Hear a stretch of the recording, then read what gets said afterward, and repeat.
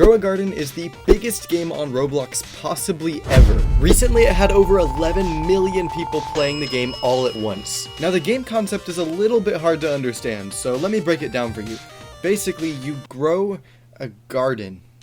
That's literally it. So I'm going to be recreating Grow a Garden completely from scratch. Now obviously I don't want to just copy Grow a Garden because that would be rude to the developers. So I'm going to put my own spin on the game. In my game, you're going to buy eggs to hatch pets and collect a giant pet army. You can also feed the pets to make them love you even more. What? No, I didn't take any inspiration from a certain block game. I have no idea what you're talking about. The more you feed your pets, the more coins they will drop, so you can buy more eggs and food. Okay, so now that I have the next front page game idea, it's time to get started. I opened up a base plate and got straight to work on the map. Each player is going to have their own home, and the pets will go in the front yard of your home. I made a quick fence and placed it around in a circle, and by that I mean I used the Archimedes plugin. I also started on a spawn place in the center of the map, where you would buy the eggs and the food. At this point, I was on top of the world. Nothing could stop me. Warning.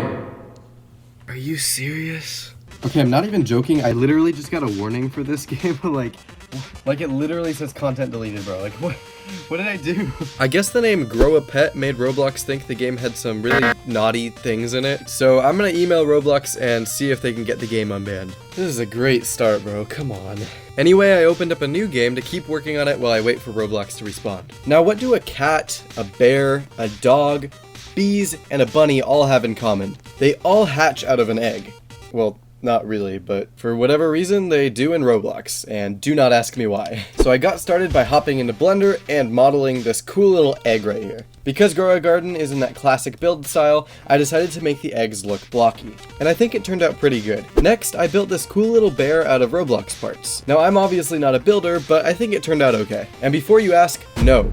He is not drinking coffee. He is drinking hot chocolate. Coffee is for soccer moms. Hot chocolate is for game developers. And I also made this cool script that would make the bear rock back and forth whenever you're playing the game. So now I had the first egg and pet for the game, but there was no way to actually place the eggs down and watch them grow. So I turned to my good friend ModuleScript and decided to start working on the placement system. I made the system constantly detect where the mouse was pointing in the game. And if the mouse was pointing at the player's home, then it would allow them to place down whatever egg they had equipped. Then the script would shrink the egg way down, and over time it would grow it back to its normal size. Then I added some text above the egg that would show the player exactly how far along the pet was in the hatching process. Once the egg is ready, players can then walk up to it and interact with it to make the pet spawn in its place. But it wouldn't make sense for the pet to come out at its full size, so I decided once it hatches from the egg, the pet will be a baby pet. And just like the egg, over time, the baby pet would become a full-sized pet. So the growing system is working, but there's one teeny tiny itty bitty little baby problem. Nothing saves. One of the reasons that Grow a Garden is so popular is that your garden not only saves, but it actually grows while you're offline. Well, not actually, but we'll get to that later. But in my game, nothing saves at all. Now, if I want any chance of this game doing well, I have to implement data saving. Now, there's one problem with that, and that is Roblox's data store system is just kind of trash. Data saving has always been a hassle as a Roblox developer, so I decided to look for a better way to save player data. I found a few videos by a YouTuber called Riley Bites that were honestly lifesavers. They walk you step by step through how to set up Profile Store, which is a much better alternative to data store service. I would highly recommend these videos if you're interested. I'll leave all three of them linked down in the description.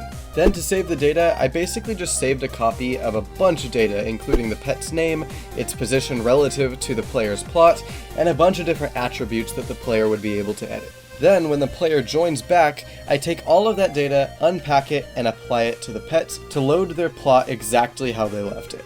Now remember how I mentioned that Grow a Garden actually grows your garden offline? Well, they actually don't. See, what actually happens is they store the time you logged off, and then whenever you join back, they calculate how much time you were offline for. They then apply that time to your plants to make it seem like they've actually been growing offline.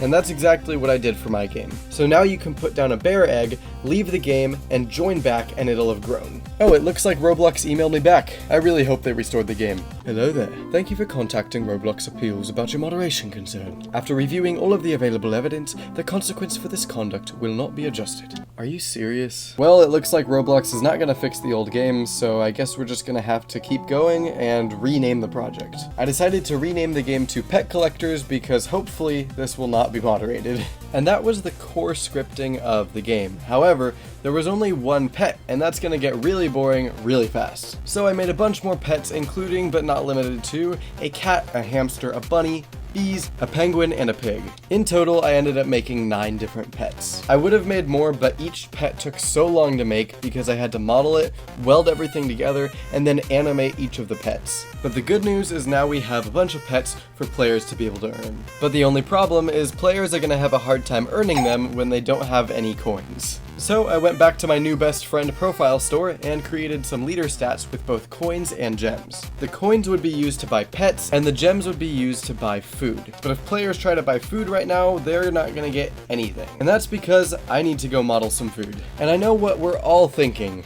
Food. That sounds really good. I should go eat. Oh.